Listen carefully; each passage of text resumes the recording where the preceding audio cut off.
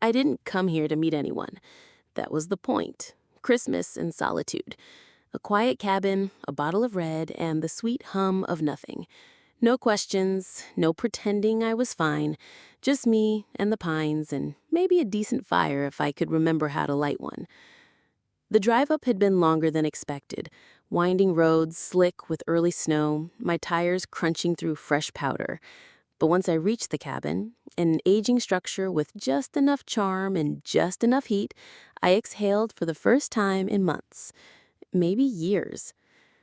I unpacked my things slowly, folded sweaters into drawers, set my phone to do not disturb, ignored the text from my sister about not being alone on Christmas. I was exactly where I needed to be. Then on the second morning, I saw her. The woman in the next cabin stood on her porch, hunched in a quilted coat, fiddling with kindling like it was an alien object. Smoke curled weakly from her chimney before dying altogether. She kicked something, maybe the firewood box, and disappeared inside. I told myself not to care. But that night, as I was reading by the fire, I heard it. Muffled, but distinct. Crying. Not loud, not theatrical, the kind you'd try to swallow down so the walls don't hear it. But these walls did, and so did I. I sat still for a long time, the fire popping beside me, the book forgotten in my lap. I'd been her, not here, not now, but in another quiet house months ago, with the marriage in pieces and a silence too loud to bear. And despite every wall I'd built to keep the world out, I felt something loosen. The next morning, I boiled a fresh pot of coffee, poured it into a thermos I hadn't used since my camping days, then stood at my door like an idiot for 5 full minutes, thermos in hand, wondering what the hell I was doing. Just being neighborly, I muttered. I crossed the short patch of snow between cabins and knocked. No answer. I almost turned back, but then the door cracked open. She looked tired. Her hair was unbrushed, her eyes puffy, but there was something in them, something sharp, observant, that made me pause. "Hi," I said. "I figured you might want this. It's just coffee." She blinked, then glanced at the thermos like it might explode. "I noticed you were having some trouble with the stove," I added, filling the silence. I'm staying next door." A beat. Then she stepped aside. "You can come in if you want." Her cabin looked almost identical to mine. Same stone hearth, same worn armchairs, but colder. The fire was barely lit, and the air had that drafty stillness of a place that hadn't been lived in long. I handed her the thermos. "Thank you," she said. Her voice was low, cautious. She poured a cup and offered me one without asking if I wanted it. I took it.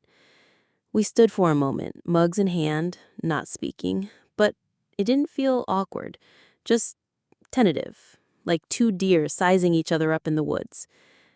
"I'm Mara," she said. "Claire?" She nodded. "Didn't expect anyone else to be up here." "Me either." Another beat. Then she looked toward the stove. "Do you know how to work that thing properly?" "I can try." I spent the next 20 minutes coaxing the fire back to life, while Mara watched, occasionally handing me wood or asking questions. She didn't smile, not really, but her shoulders relaxed a little. When I stood up, brushing soot off my jeans, she exhaled like she'd been holding her breath. "Thanks. Anytime." I left her cabin with soot on my palms and something unfamiliar in my chest. I told myself I was just being polite, just being neighborly. But that night, I left my own curtain slightly open, just in case. The storm came fast. One minute I was stacking kindling, the next I could barely see the trees beyond the porch. Thick flurries swallowed the mountainside, and when I checked my car, the tires were already half buried. Mara showed up on my doorstep with 2 cans of soup and a shrug. "Power's out, no cell signal either. Figured we might as well pool resources." I stepped aside without thinking. We spent that first evening sitting cross-legged on my rug, eating heated soup off mismatched plates, and listening to the wind howl like a living thing. She talked a little more, just enough, told me she'd grown up in the city, but always dreamed of quiet places like this, that she didn't usually get winters off. I didn't ask what she did. I just listened. By the second night, we were cooking together. Pan-fried potatoes, half-stale bread warmed on the stove. She brought over spices, I provided the wine. We ate close to the fire, knees almost touching. The silences changed. They weren't heavy anymore, just comfortable. She laughed at something I said about being a terrible camper, and the sound startled me, bright and real. I caught myself watching her mouth a beat too long. I think she noticed. It was that night she told me about her partner. The lights were still out. We'd finished the last of the wine, and I'd started asking gentle questions. What brought her here? Why this cabin? Mara traced her finger along the rim of her mug. She said, her name was Sophie. We were going to come here together last year, but she got sick. I kept the reservation anyway, figured maybe I'd feel closer to her. I didn't say anything right away, just nodded, waited. She loved winter, scarves, boots, the whole romantic mess of it. I always hated the cold, but she made it look beautiful. Her voice cracked then, just a little. I reached out, lightly touching her hand. She let it stay. She said, I still wake up thinking she's beside me. The fire popped. I swallowed against the knot in my throat. I didn't want to spend the holidays pretending either. Divorce papers came through in October. Everyone kept offering to include me in their plans, like I'm a stray dog at the shelter. That made her smile. A sad one, but real. She said, I'm sorry. Me too. We sat there for a while, just sharing space, letting our wounds breathe. Then she stood. She said, I want to play you something.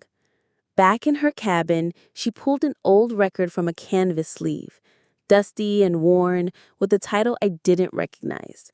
She said she used to dance to this in the kitchen, placing the needle. The song was soft, piano-heavy, melancholy, the kind of music that sinks into your skin and stays there.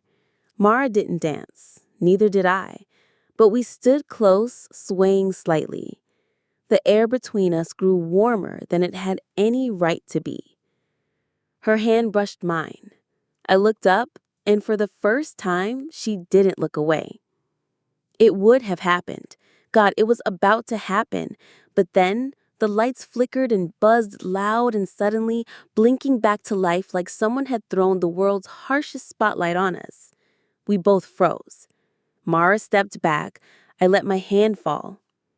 Neither of us said anything. I walked back to my cabin in silence. And the next morning, we didn't mention it. But when I opened my curtains, hers were already open too. The silence between us wasn't cold. It was cautious, measured, like we were both trying to hold something delicate without crushing it. We shared coffee on the porch, cooked another dinner. She offered to teach me how to play a card game I instantly forgot the rules to. We laughed. We didn't talk about the almost kiss, but it lived in the air between us. And then, the day after the roads reopened, I heard her voice through the wall. It was accidental. I wasn't eavesdropping. I'd gone next door to return a borrowed pan, knocked once, then hesitated when I heard her speaking. It's not what it looks like, Jess. I'm not ready to move on. A pause. Then, no, she's kind, but I'm not doing this. I just needed to get away. That's all. My stomach twisted. I placed the pan quietly on her doorstep and walked back through the snow, my throat tight, breath shallow. She hadn't seen me. I hadn't meant to hear it, but I had. The warmth I'd let creep into my chest, the cautious hope folded in on itself like a paper bird doused in rain. Back in my cabin, I didn't light the fire, didn't open the curtains. I curled on the couch in my thickest sweater and stared at the pine wood ceiling. Of course she wasn't ready. Of course I'd misread everything. What kind of fool believes in second chances after a 38-year-old divorce and one half-finished kiss? I told myself it didn't matter, that it had been comforting, nothing more. But the lie didn't hold, because I'd started to care, not just about her grief, but about her. The way she set plates down gently as if noise was an offense. The way she always glanced at the sky before stepping outside. The way she was trying, just like me, to survive the holidays with some scrap of dignity. I'd felt something, and it hurt like hell that maybe she hadn't. I almost packed. The car would make it now. The roads were plowed. I could be gone before sunset. But I didn't want to go. I didn't want the silence between us to be the last word. So I stood, pulled on my boots, and walked next door. This time, she opened the door right away. Her eyes widened when she saw me. She opened her mouth, but I held up a hand. I'm not asking for anything. I just needed to say something. She stepped aside to let me in. The fire was burning low. Her blanket was bunched on the couch. There was a half-finished book on the table. Normal things. Human things. I turned to her. My heart thudded. I don't have to be ready. You don't even have to want this. But I felt something with you, Mara, and it mattered. It reminded me I could feel again, that I wasn't dead inside. Her lips parted, but I kept going. I'm not trying to replace anyone. I know I can't, and I'm not here for some holiday fairy tale. I just didn't want to walk away not saying it. My hands were shaking. I tucked them into my coat. I'll go now, but thank you for letting me in, even a little. I turned toward the door. Claire. Her voice was quiet. I stopped. She didn't say anything else. Not yet. But she crossed the room and stood behind me, close enough to feel her breath. I waited. The fire popped. The silence stretched. And still, I didn't move. She didn't say anything else, just touched my hand. Not pulled, not held, just a gentle brush of her fingers over mine. I turned slightly, enough to meet her eyes, and there was something raw in them. Not certainty, not resolution, but presence. I didn't mean for you to hear that call, she said, but I'm glad you came anyway. I didn't know what to say, so I didn't say anything. Later that evening, after I'd returned to my cabin, there was a knock at the door. I opened it to find Mara, bundled in that oversized coat again, cheeks pink from the cold, holding 2 steaming mugs and a thick wool blanket under one arm. No talking, she said. Just sitting. I nodded. We stepped out onto the porch, the world quiet in that snow-heavy way that feels like reverence. The wind had settled. Everything sparkled under the moonlight, untouched. She handed me a mug, tea, not coffee, and we sat on the steps, the blanket draped across both our laps, shoulders barely touching. For a long time, we just breathed, watched our breaths curl like smoke. There's a stillness here I don't know how to carry back with me, she murmured. I understood that. Maybe that's why we both kept extending our stays, one excuse after another, more snow coming, roads still icy, one more night of peace. Eventually, I spoke. I'm not in a rush to go anywhere. She smiled into her mug. Me either. We didn't talk about what it meant. We didn't give it a name. But the next morning, she was at my cabin before I'd finished making breakfast, holding a jar of jam and 2 clementines like offerings. We ate together, cleaned together, read side by side without needing to fill the space with anything more. There were still moments when she'd zone out, eyes distant, or when I'd flinch at a song I hadn't realized was tied to something I'd lost. But the difference was this. We were no longer alone in those moments. One afternoon near the end of December, we took a walk along the ridge trail. The snow was deep but packed enough to manage. She wore Sophie's scarf. I asked about it, and she told me stories. Real ones, funny ones. The kind people tell when it's okay to remember without unraveling. I told her about the day my marriage ended. Not the legal version, but the quiet heartbreak of waking up and realizing I hadn't been seen in years. She touched my glove with hers, a small squeeze, and we kept walking. We decided to stay through New Year's. No big declaration, just a shared glance when I mentioned checking out on the 28th, and her quick, quiet, "What if we didn't?" So we didn't. We rang in the new year with soup and wine and an old playlist from my college days that made us both cringe and laugh. We lit candles, played cards badly, and fell asleep on the couch, our legs tangled under the same blanket. No promises, no neat endings.